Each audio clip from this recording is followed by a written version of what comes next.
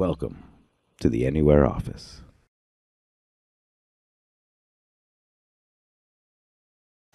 Hey, Phil Montero from the anywhereoffice.com here. And as I might have mentioned the other day in another video, I was really excited to get my new iPhone 4 on the Verizon network. And I had an iPod Touch before, so I'm very familiar with this, but I'm really excited about this. But the one thing that you need to know is that they have slightly changed this iPhone 4. Even though the iPhone 4 has been available on AT&T for some time now, some of the buttons, particularly on the side here, I believe it's this mute switch, has been moved slightly to make way for the antenna that works on the Verizon network. So what that means to you is that if you bought a Verizon iPhone 4, that a lot of the existing iPhone 4 cases may not fit the Verizon iPhone 4. I think any ones that have one big cutout on the side and on the bottom will probably fit this, because most of the form factor is almost exactly the same except for some slight button shifts.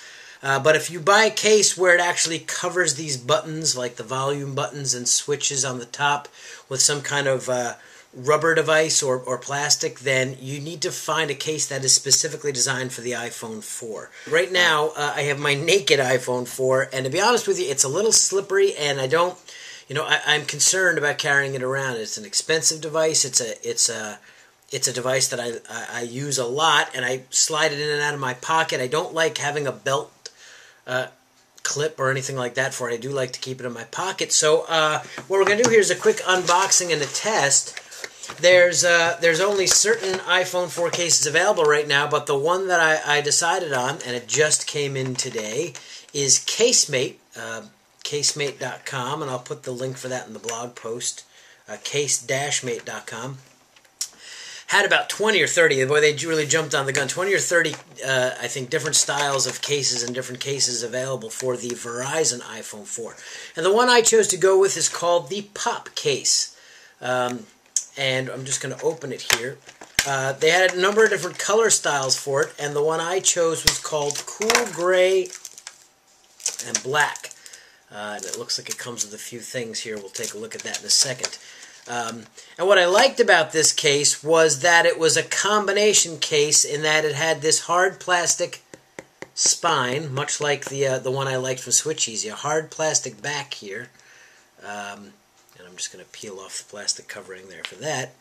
But then it had rubber on the sides, here and here, and a rubbered inside, a silicone type inside, so that it won't scratch the back of your iPhone.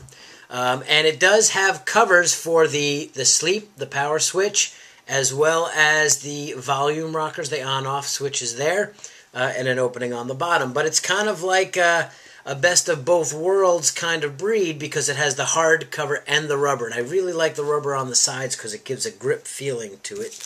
And it looks like it also came with, let's just take a quick look here before I actually put this on my iPhone. I'm going to feel so much better carrying it around with a case now. It came with a few other things. It looks to me here as though it came with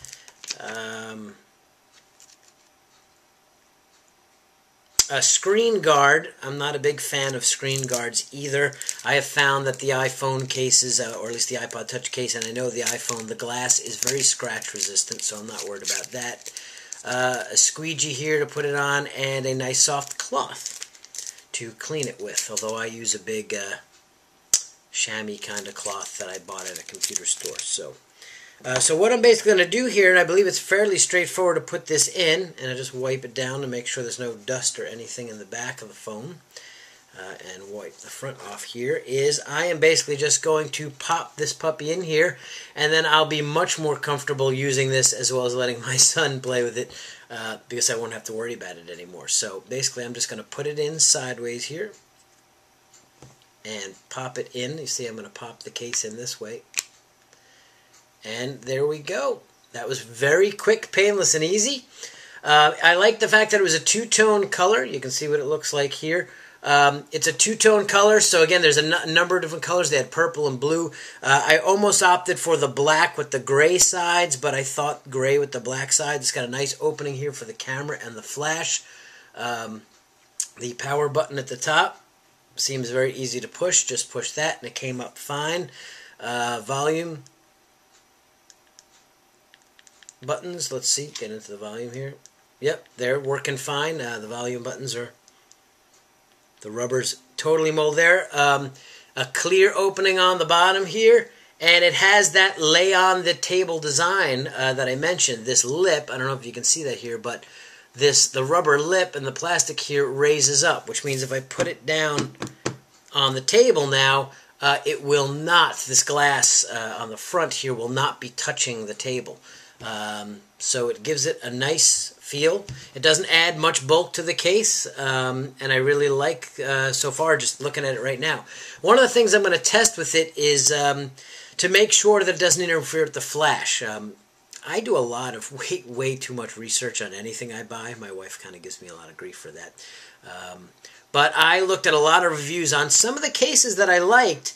Apparently they had a problem where the LED flash on the camera was causing pictures to be washed out because of some kind of reflection of the case, and I did not see any reports of that with this case. So one of the things I'm going to do right now, and then I'll come back and report to that on you, is I am going to go and take a few pictures with the flash without the case on. I'm going to pop it off, and then I will take another picture with the case on, and I'll post those in the blog post that goes along with this video so you can see if there's any difference in the way that works. But so far I gotta say, again, I'll have to see how easy it is to slide in and out of my pocket and how it holds up. But so far I looked at a lot of reviews and a lot of cases, and I really like this one. CaseMate, case-mate.com, the pop case. They've got a number of different cases, but this one looked like it had all the elements I liked. Solid rubber and the lip for the lay on the table design. So I will check out the photos and I'll get back to you and let you know how that turns out.